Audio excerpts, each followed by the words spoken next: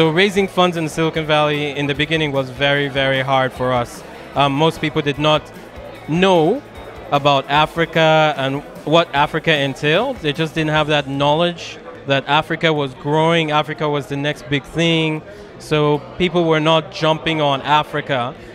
They were thinking the old ways, like in Africa, there are no skyscrapers, people are not trying to find nice clothes or anything like that, which is not true.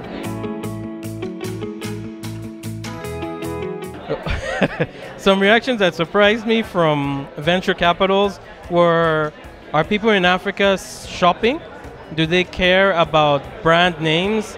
One big shocker was someone asked me if there were goats and cows on the road in Africa, and I was like, you haven't been to Africa if you think Africa is all about goats, cows, and elephants and giraffes walking on the streets. You've been watching too much TV.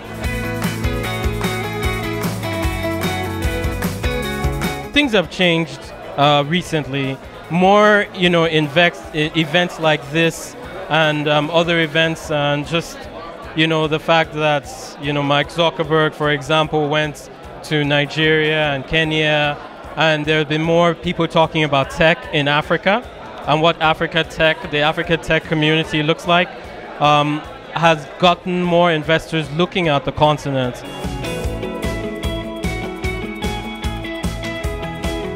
Well, I would say the very first thing about Africa is ready for business.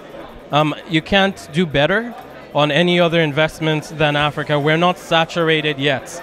In the US, you're saturated with ideas, apps. There's an app coming out, or every 2 minutes there's a new app.